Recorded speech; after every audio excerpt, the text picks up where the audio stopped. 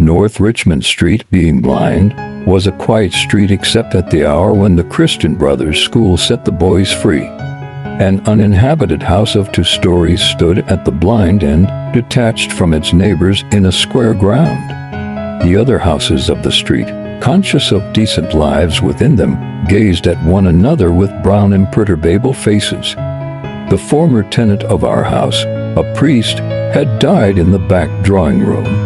Air, musty from having been long enclosed, hung in all the rooms, and the waste room behind the kitchen was littered with old useless papers.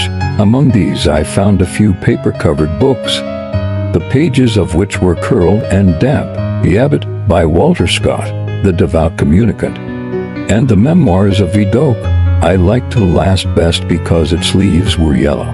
The wild garden behind the house contained a central apple tree and a few straggling bushes, under one of which I found the late tenant's rusty bicycle pump. He had been a very charitable priest. In his will he had left all his money to institutions and the furniture of his house to his sister. When the short days of winter came, dusk fell before we had well eaten our dinners. When we met in the street, the houses had grown somber. The space of sky above us was the color of ever-changing violet, and towards it the lamps of the street lifted their feeble lanterns. The cold air stung us, and we played till our bodies glowed. Our shots echoed in the silent street. The career of our play brought us through the dark, muddy lanes behind the houses, where we ran the gauntlet of the rough tribes from the cottages to the back doors of the dark, dripping gardens where odors arose from the ash pits, to the dark, odorous stables where coachmen smoothed and combed the horse or shook music from the buckled harness. When we returned to the street, light from the kitchen windows had filled the areas. If my uncle was seen turning the corner, we hid in the shadow until we had seen him safely housed. Or if Mangan's sister came out on the doorstep to call her brother into his tea, we watched her from our shadow peer up and down the street. We waited to see whether she would remain or go in, and if she remained, we left our shadow and walked up to Mangan's steps resignedly. She was waiting for us, her figure defined by the light from the half-open door. Her brother always teased her before he obeyed, and I stood by the railings looking at her. Her dress swung as she moved her body, and the soft rope of her hair tossed from side to side. Every morning I lay on the floor in the front parlor watching her door. The blind was pulled down to within an inch of the sash so that I could not be seen. When she came out on the doorstep, my heart leaped. I ran to the hall, seized my books, and followed her. I kept her brown figure always in my eye, and when we came near the point at which our ways diverged, I quickened my pace and passed her. This happened morning after morning. I had never spoken to her except for a few casual words, and yet her name was like a summons to all my foolish blood. Her image accompanied me even in places the most hostile to romance. On Saturday evenings, when my aunt went marketing, I had to go to carry some of the parcels. We walked through the flaring streets, jostled by drunken men and bargaining women. Amid the curses of laborers, the shrill litanies of shop boys who stood on guard by the barrels of pigs' cheeks d'Yen. Us all chanting of street singers who sang a come all you about our Donovan Rosso, or a ballad about the troubles in our native land. These noises converged in a single sensation of life for me. I imagined that I bore my chalice safely through a throng of foes. Her name sprang to my lips at moments in strange prayers and praises which I myself did not understand. My eyes were often full of tears, I could not tell why, and at times a flood from my heart seemed to pour itself out into my bosom. I thought little of the future. I did not know whether I would ever speak to her or not, or, if I spoke to her, how I could tell her of my confused adoration. But my body was like a harp, and her words and gestures were like fingers running upon the wires. One evening I went into the back drawing room in which the priest had died. It was a dark, rainy evening, and there was no sound in the house. Through one of the broken panes I heard the rain impinge upon the earth. the fine incessant needles of water playing in the sodden beds. Some distant lamp or lighted window gleamed below me. I was thankful that I could see so little. All my senses seemed to desire to veil themselves, and, feeling that I was about to slip from them, I pressed the palms of my hands together until they trembled, murmuring, "Oh love," many times. At last she spoke to me. When she addressed the first words to me, I was so confused that I did not know what to answer. She asked me, was I going to Araby? I forgot whether I answered yes or no. It would be a splendid bazaar. She said she would love to go. "And why can't you?" I asked. While she spoke, she turned a silver bracelet round and round her wrist. She could not go, she said, because there would be a retreat that week in her convent. Her brother and 2 other boys were fighting for their caps, and I was alone at the railings. She held one of the spikes, bowing her head towards me. The light from the lamp opposite our door caught the white curve of her neck, lit up her hair that rested there, and, falling, lit up the hand upon the railing. It fell over one side of her dress and caught the white border of a petticoat, just visible as she stood at ease. "It's well for you," she said. "If I go," I said, "I will bring you something." What innumerable follies laid waste my waking and sleeping thoughts after that evening! I wished to annihilate the tedious intervening days. I chafed against the work of school, at night in my bedroom, and by day in the classroom. Her image came between me and the page I strove to read.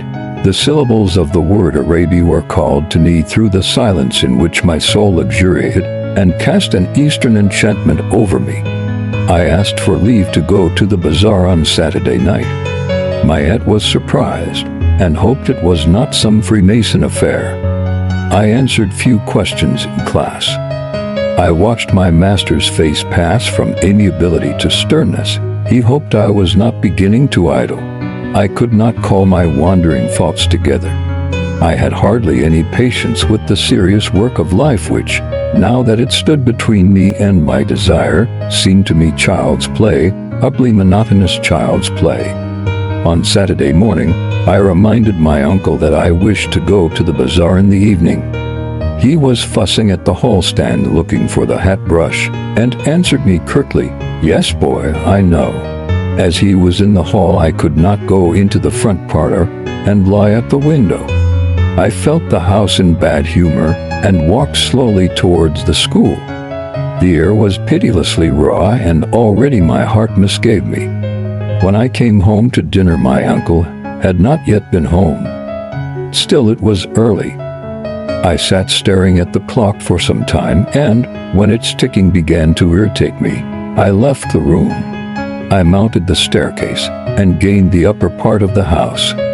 The high, cold, empty, gloomy rooms liberated me, and I went from room to room singing. From the front window I saw my companions playing below in the street. Their cries reached me weakened and indistinct, and, leaning my forehead against the cool glass, I looked over at the dark house where she lived. I may have stood there for an hour, seeing nothing but the brown-clad figure cast by my imagination, touched discreetly by the lamplight at the curved neck, at the hand upon the railings, and at the border below the dress. When I came downstairs again, I found Mrs. Mercer sitting at the fire. She was an old, garrulous woman, a pawnbroker's widow, who collected used stamps for some pious purpose. I had to endure the gossip of the tea table. The meal was prolonged beyond an hour, and still my uncle did not come. Mrs. Mercer stood up to go. She was sorry she couldn't wait any longer, but it was after 8 o'clock, and she did not like to be out late, as the night air was bad for her. When she had gone, I began to walk up and down the room, clenching my fists. My aunt said, "I'm afraid you may put off your bazaar for this night of our Lord." At 9 o'clock I heard my uncle's latchkey in the hall door. I heard him talking to himself, and heard the hall stand rocking when it had received the weight of his overcoat. I could interpret these signs. When he was midway through his dinner, I asked him to give me the money to go to the bazaar. He had forgotten. The people are in bed and after their first sleep now, he said. I did not smile. My aunt said to him energetically, "Can't you give him the money and let him go? You've kept him late enough as it is." My uncle said he was very sorry he had forgotten. He said he believed in the old saying, "All work and no play makes Jack a dull boy." He asked me where I was going, and when I told him a second time, he asked me did I know the Arab's farewell to his steed. When I left the kitchen, he was about to recite the opening lines of the piece to my aunt. I held a florin tightly in my hand as I strode down Buckingham Street towards the station. The sight of the street strewn with buyers and glaring with gas recalled to me the purpose of my journey. I took my seat in a third-class carriage of a deserted train. After an intolerable delay, the train moved out of the station slowly. It crept onward among ruinous houses and over the twinkling river. At Westland Row Station, a crowd of people pressed to the carriage doors, but the porters moved them back, saying that it was a special train for the bazaar. I remained alone in the bare carriage. In a few minutes, the train drew up beside an improvised wooden platform. I passed out onto the road and saw by the lighted dial of a clock that it was 10 minutes to 10. In front of me was a large building which displayed the magical name. I could not find any sixpenny entrance, and, fearing that the bazaar would be closed, I passed in quickly through a turnstile, handing a shilling to a weary-looking man. I found myself in a big hall girded at half its height by a gallery. Nearly all the stalls were closed, and the greater part of the hall was in darkness. I recognized a silence like that which pervades a church after a service. I walked into the center of the bazaar timidly. A few people were gathered about the stalls which were still open. Before a curtain, over which the words "Café Chantant" were written in colored lamps. Two men were counting money on a salver. I listened to the fall of the coins. Remembering with difficulty why I had come, I went over to one of the stalls and examined porcelain vases and flowered tea sets. At the door of the stall, a young lady was talking and laughing with two young gentlemen. I remarked their English accents and listened vaguely to their conversation. "Oh, I never said such a thing." "Oh, but you did." "Oh, but I didn't." "Didn't she say that?" "Yes, I heard her." "Oh, there's a fib." Observing me, the young lady came over and asked me did I wish to buy anything. The tone of her voice was not encouraging. She seemed to have spoken to me out of a sense of duty. I looked humbly at the great jars that stood like Eastern guards at either side of the dark entrance to the stall and murmured, "No, thank you." The young lady changed the position of one of the vases and went back to the two young men. They began to talk of the same subject. Once or twice the young lady glanced at me over her shoulder. I lingered before her stall, though I knew my stay was useless, to make my interest in her wares seem the more real. Then I turned away slowly and walked down the middle of the bazaar. I allowed the 2 pennies to fall against the 6pence in my pocket. I heard a voice call from one end of the gallery that the light was out. The upper part of the hall was now completely dark. Gazing up into the darkness, I saw myself as a creature driven and derided by vanity, and my eyes burned with anguish and anger.